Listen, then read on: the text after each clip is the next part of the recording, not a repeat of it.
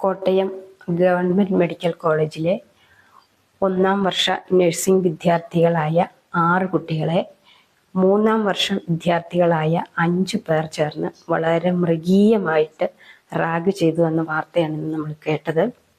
അവരെ കട്ടിലിൽ പിടിച്ചു കിടത്തിയിട്ട് കോമ്പസ് കൊണ്ട് ശരീരം വരഞ്ഞ് അതിൽ ലോഷൻ ഒഴിക്കുകയും വേദന കൊണ്ട് പൊളഞ്ഞ കുട്ടികളുടെ മുഖത്തും വായിലും ക്രീം തേക്കുകയും ചെയ്തു എന്ന ഒരു വളരെ എന്താ പറയുക, നമുക്ക് ചിന്തിക്കാൻ പോലും പറ്റാത്തത്ര ക്രൂരമായ ഒരു വാർത്ത. അത് ചെയ്യാനും ഇവിടെയുള്ള കുട്ടികൾക്ക് കഴിയുന്നു എന്നുള്ളൊരു സത്യത്തിലേക്കാണ് നമ്മൾ ചെന്നെത്തുന്നത്. പുതിയതായി വരുന്ന കുട്ടികളെ കൊണ്ട് പാട്ട് പാടിക്കുകയോ ഡാൻസ് കളിപ്പിക്കുകയോ അതല്ലെങ്കിൽ ഇല്ലാത്ത കസേരയിൽ ഇരുത്തുകയോ അങ്ങനെ എന്തെങ്കിലുമൊക്കെ ഒരു റാഗിങ്, അതായത് ശരിക്കും പറഞ്ഞാൽ ഒരു കുസൃതി, അതായിരുന്നു പണ്ടത്തെ റാഗിങ്. ഇന്ന് അതിന് മാറ്റം വന്നിരിക്കുകയാണ്. ഇന്ന് റാഗിങ് എന്ന പേരിൽ നടക്കുന്നത് കൊലപാതക ശ്രമങ്ങളും കൊലപാതകവും തന്നെയാണ്. ഇത്തരം കൊലപാതകികളെ സംരക്ഷിക്കുന്ന നിയമമാണ് നമുക്ക് നിലവിലുള്ളത് എന്നത് തെളിയിക്കുന്ന ഒരു വിധിയാണ് ഈയിടെ നമ്മുടെ കോടതിയുടെ ഭാഗത്തു നിന്നും ഉണ്ടായിരിക്കുന്നത്. സിദ്ധാർത്ഥിന്റെ നിലവിളി ഇന്നും നമ്മുടെ മനസ്സിൽ കെട്ടടങ്ങിയിട്ടില്ല. ആ സിദ്ധാർത്ഥിനെ കൊന്നു കെട്ടിത്തൂക്കി എന്ന് സമൂഹം വിശ്വസിക്കുന്ന പ്രതികൾക്ക് പഠിക്കാനുള്ള അവസരം ഒരുക്കി കൊടുത്തിരിക്കുകയാണ്. നമ്മൾ മലയാളികൾ അല്ലെങ്കിൽ കേരളക്കര ഒരിക്കലും പ്രതീക്ഷിക്കാത്ത ഒരു തീരുമാനമാണ് കോടതിയുടെ ഭാഗത്തു നിന്നും ഉണ്ടായിരിക്കുന്നത്. ഇത്രയും ക്രൂരമായിട്ട് സിദ്ധാർത്ഥിനെ കൊന്നു കളഞ്ഞിട്ടും ആ പ്രതികളെ ശിക്ഷിക്കാനല്ല, പകരം അവരെ സംരക്ഷിച്ച് അവരുടെ ഭാവി ശോഭനമാക്കാൻ വേണ്ടി വീണ്ടും അവർക്ക് പഠിക്കാനുള്ള അവസരമാണ് ഒരുക്കി കൊടുത്തിരിക്കുന്നത്. ഈ നിയമവും ഈ കാഴ്ചപ്പാടുകളും കൊലപാതകികളുടെ എണ്ണം കൂട്ടുകയാണ് ചെയ്തുകൊണ്ടിരിക്കുന്നത്. കോട്ടയം മെഡിക്കൽ കോളേജിലെ ഈ പ്രതികള് മയക്കുമരുന്നിന് അടിമകളാണ് എന്നൊരു വാർത്ത ഇപ്പോൾ പുറത്തേക്ക് വരുന്നുണ്ട്. പക്ഷെ ആ വാർത്തയ്ക്ക് വലിയ പ്രാധാന്യമൊന്നും കൊടുക്കേണ്ട കാര്യം നമുക്ക് സമൂഹത്തിനില്ല. കാരണം അവര് ലഹരിക്ക് അടിമയായെങ്കിൽ, അവർ മയക്കുമരുന്ന് ഉപയോഗിക്കുന്നുവെങ്കിൽ അതിനൊരിക്കലും ഈ സമൂഹം ഉത്തരവാദികളല്ല. ഒരാൾ ലഹരി ഉപയോഗിക്കുന്നുവെങ്കിൽ അല്ലെങ്കിൽ ലഹരിക്ക് അടിമയാണെങ്കിൽ അതിന് ഉത്തരവാദി ആ ആള് മാത്രമാണ്. അല്ലാതെ മറ്റുള്ളവർക്ക് ആർക്കും അതിൽ യാതൊരു പങ്കുമില്ല. ഇവിടെ നല്ല അന്തസ്സായിട്ട് ജീവിക്കുന്ന ചെറുപ്പക്കാർ പിള്ളേരുണ്ട്. യാതൊരു മദ്യമോ മയക്കുമരുന്നോ അങ്ങനെയൊന്നും ഉപയോഗിക്കാതെ നമുക്ക് ഈ ഭൂമിയിൽ കിട്ടിയ നല്ലൊരു മനുഷ്യജീവിതം ഏറ്റവും നല്ല രീതിയിൽ ജീവിച്ചു പോകുന്ന ചെറുപ്പക്കാരെ നല്ല കുട്ടികളുണ്ട് ഇവിടെ. അതുപോലെ ജീവിക്കാൻ ഇവർക്കും.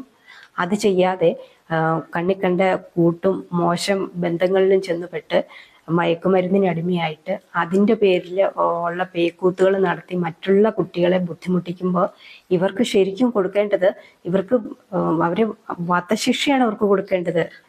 അല്ലാതെ അവർക്ക് യാതൊരു ഇളവുകളും കൊടുക്കേണ്ട കാര്യമില്ല. മയക്കുമരുന്നിന് അടിമയാണ് എന്നതിൻ്റെ പേരിൽ അവർക്ക് യാതൊരു ഇളവും അനുവദിക്കാൻ പാടില്ല എന്ന് മാത്രമല്ല, അവർക്ക് അതിൻ്റെ പേരിൽ കൂടുതൽ ശിക്ഷ വേണം കൊടുക്കാൻ. കാരണം മയക്കുമരുന്ന് ഉപയോഗിച്ച് കഴിഞ്ഞിട്ടുണ്ടെങ്കിൽ അത് അവരവർക്കും മറ്റുള്ളവർക്കും ദോഷം ഉണ്ടാക്കുന്ന കാര്യം മാത്രമാണെന്ന് തിരിച്ചറിഞ്ഞുകൊണ്ട് തന്നെ ഇവരൊക്കെ ഇത് ഉപയോഗിക്കുന്നത്. അപ്പോൾ അതിൻ്റെ ശിക്ഷ അനുഭവിക്കേണ്ടത് അവരും അവരുടെ കുടുംബവും മാത്രമാണ്, അല്ലാതെ മറ്റുള്ള നിരപരാധികളായ കുട്ടികളല്ല.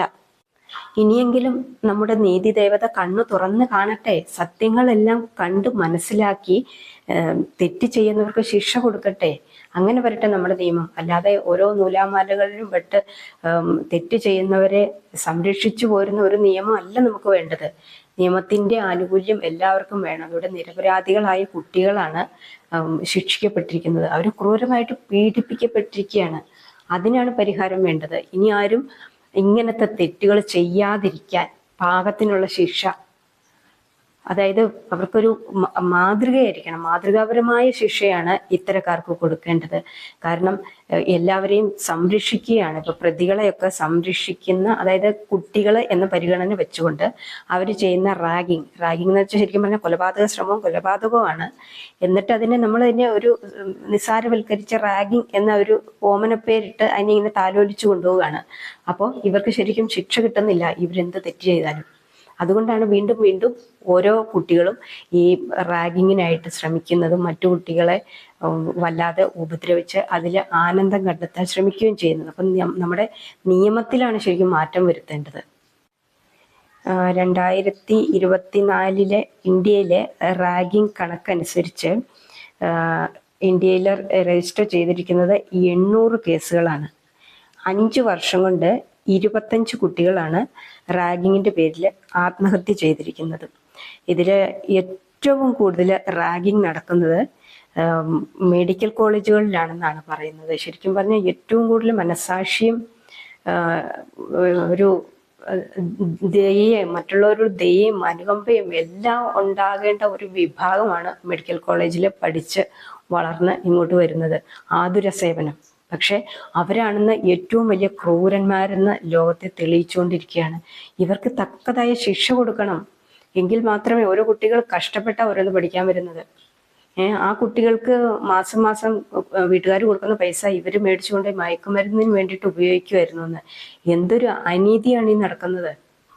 ഇനി ഇങ്ങനെ സംഭവിക്കാൻ പാടില്ല. അത് ഈ സമൂഹത്തിന് തെറ്റായ ഒരു കാര്യത്തിലേക്കാണ് കൂട്ടിക്കൊണ്ടുപോകുന്നത്.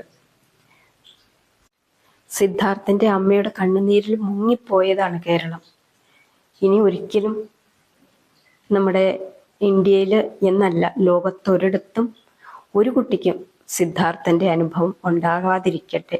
അതിനുവേണ്ടി കോടതി വേണ്ട രീതിയിലുള്ള ശിക്ഷാ നടപടികളിലേക്ക് കടക്കുകയും തെറ്റ് ചെയ്യുന്ന റാഗിങ് ആണെന്ന പേരും പറഞ്ഞുകൊണ്ട് മറ്റു കുട്ടികളെ കൊല്ലാൻ ശ്രമിക്കുന്ന ഇത്തരം എന്താ പറയുക, നമുക്ക് അവരെ മനുഷ്യരുടെ കൂട്ടത്തിലേക്ക് പോലും പെടുത്താൻ പറ്റുന്നില്ല. അതുപോലുള്ള ഈ നരാധമന്മാർക്ക് കടുത്ത ശിക്ഷ കൊടുക്കുക, അവരെ വധിച്ചു കളയുക. എങ്കിലേ മറ്റുള്ളവർക്കും ഇതൊരു പാഠമാവുകയുള്ളൂ. മേലിൽ ഇത്തരം സംഭവങ്ങൾ ആവർത്തിക്കാതിരിക്കുകയുള്ളൂ.